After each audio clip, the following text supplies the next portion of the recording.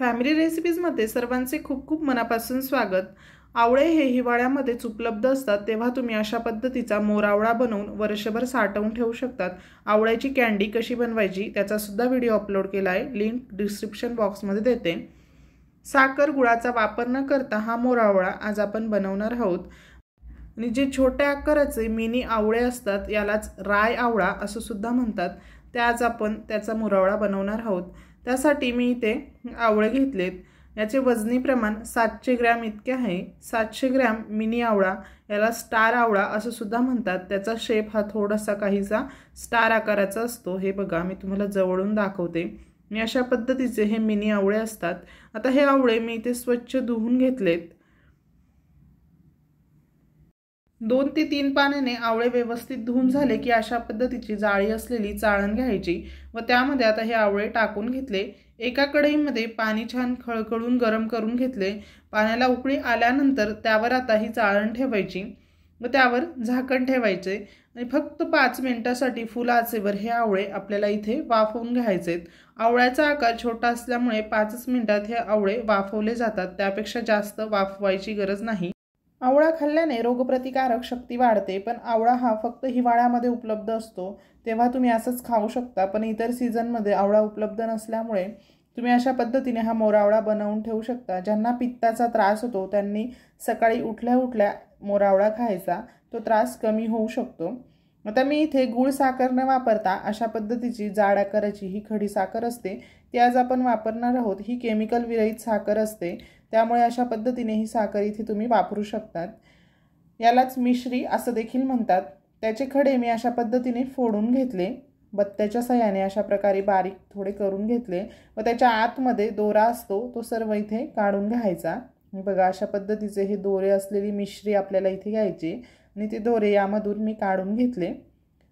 आता हे आपल्याला अगदी बारीक असे करून घ्यायची, त्यामुळे एका मिक्सरच्या भांड्यामध्ये सर्व खडी साखर टाकून घेऊयात आणि मिक्सरला बारीक वाटून घ्यायची।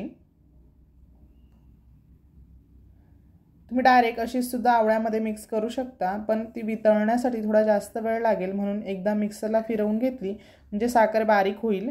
आता मी इथे हे सर्व वाफवून घेतलेले आवळे एका कढईमध्ये टाकून घेतले, त्यात आपण बारीक करून घेतलेली खडी साखर सुद्धा सर्व टाकून घेऊयात।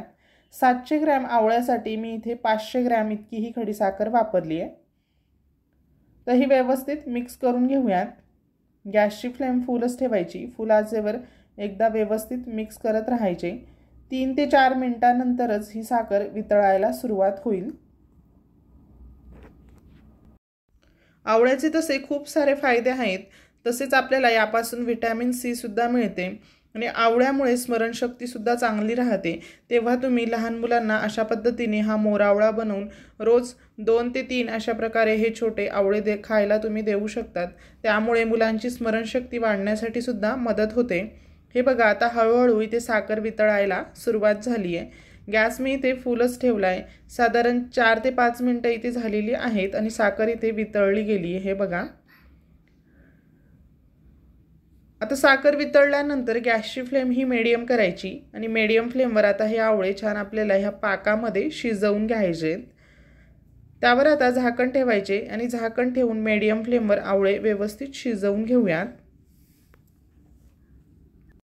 आणि तुम्ही बघितले असेल, आपण जेव्हा पण गुलाबजामसाठी किंवा बालुशाहीसाठी जो पाक बनवतो, साखरेचा पाक बनवल्यानंतर त्यामध्ये क्रिस्टल होतात।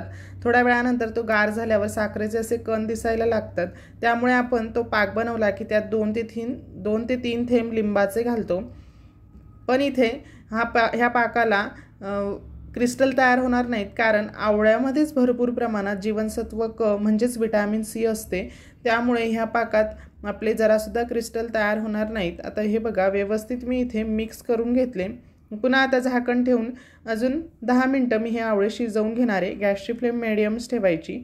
मीडियम फ्लेमवर सुरुवातीपासून ते आत्तापर्यंत झाकण ठेवून 20 मिनिटांसाठी मी हे आवळे इथे छान व्यवस्थित शिजवून घेतले। व्यवस्थित आता हे आवळे आपले इथे शिजले गेलेत। एकदा व्यवस्थित पुन्हा एकदा मी इथे हलवून घेते। आता सर्वात शेवटी यामध्ये घालायचे 4 वेलची व 2 लवंग।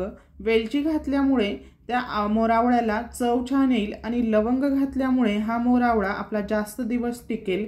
आता मी इथे व्यवस्थित मिक्स करून घेते। मिनिटभर पुन्हा मीडियम फ्लेमवर उकळवून घेतले व आता इथे गॅस बंद करायचा आणि गॅस बंद करून थोडेसे गार झाले की त्यावर आता झाकण ठेवायचे आणि झाकण ठेवून पूर्णपणे थंड झाल्यानंतर हा मोरावळा आपल्याला एखाद्या काचेच्या बरणीमध्ये भरून ठेवायचा आहे।